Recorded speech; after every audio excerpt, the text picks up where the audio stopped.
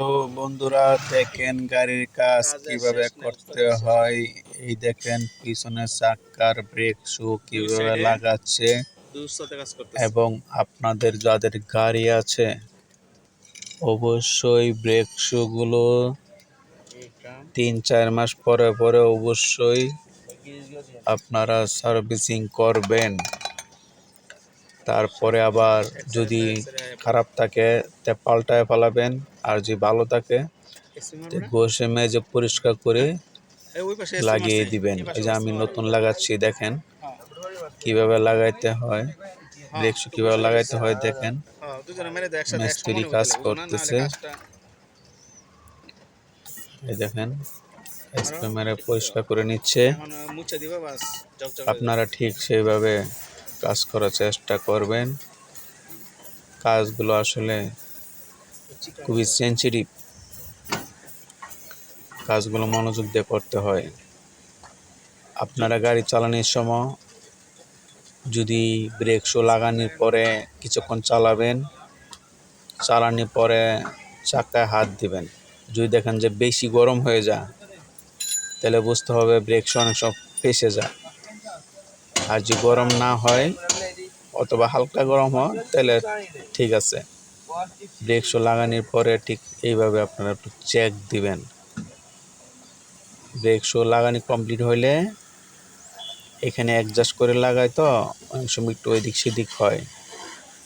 যদি বেশি অ্যাডভান্স করা থাকে তাহলে চাকা গরম হয়ে যাবে। একটু চালানি পরে চাকা রিংয়ের ভিতরে হাত দিবেন। রিংটা যদি বেশি গরম লাগে তাহলে বুঝতে হবে যে বেশি একটু অ্যাডজাস্টটা একটু বেশি রং করে ফেলছে। যদি হালকা গরম থাকে কোনো সমস্যা নেই, আর যে গরম নাও থাকে তা আরও ভালো।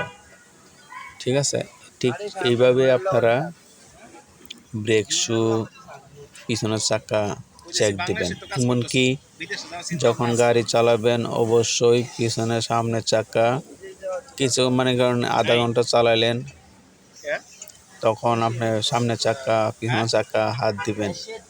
সামনের চাকায় হাত দিলে রিংয়ের ভিতরে হাত দিবেন। যদি অল্প গরম থাকে তাহলে ঠিক আছে, আর যদি বেশি গরম হয়ে যায় তাহলে আপনি বুঝতে হবে যে ব্রেক শু অ্যাডজাস্ট ঠিক নেই। ঠিক আছে, তো এইগুলো চারটা চাকা এইভাবে হাত দিয়ে দেখবেন যে ভালো মন্দ আপনি নিজেই বুঝতে পারবেন। বেশি গরম হয়ে গেলে বুঝতে হবে অ্যাডজাস্ট ঠিক নাই, আর কম গরম হলে ওকে, কোনো সমস্যা নেই।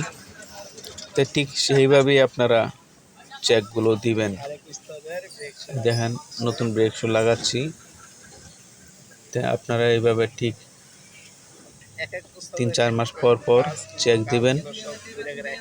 যদি ভালো থাকে ওকে, আর যদি খারাপ থাকে তা পরিষ্কার করে ঘষে মেজে আবার সুন্দরভাবে লাগিয়ে দিবেন। এতে আপনার টেনশন মুক্ত থাকবেন। কারণ টেনশন নিয়ে কখনো গাড়ি চালান যায় না, টেনশন খুব খারাপ জিনিস। এই জন্য আমি আপনাদেরকে দেখাচ্ছি কীভাবে লাগাইতে হয়, কীভাবে সার্ভিসিং করতে হয়। আপনারা ঠিক সেইভাবেই করার চেষ্টা করবেন, আপনাদের অনেক ভালো হবে, টেনশন থাকা লাগবে না। যাই হোক বন্ধুরা, আমি যে ভিডিওটা দিলাম অবশ্যই শিক্ষণীয়, ভালো মন্দ আপনারা দেখতেছেন কীভাবে কাজ করতেছে। আশা করি আপনাদের এই ব্রেক শু লাগানোর ব্যাপারে পরামর্শটা আপনাদের অনেক কাজে লাগবে। এই কথাগুলো আপনার অনেক শিক্ষণীয় আছে, যদি আপনি মানলে তো কিছু করার নেই।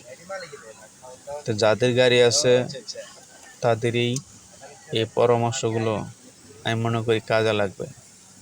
ড্রামগুলো, ওই যে ব্রেক যে হয় এটার নাম হচ্ছে ড্রাম।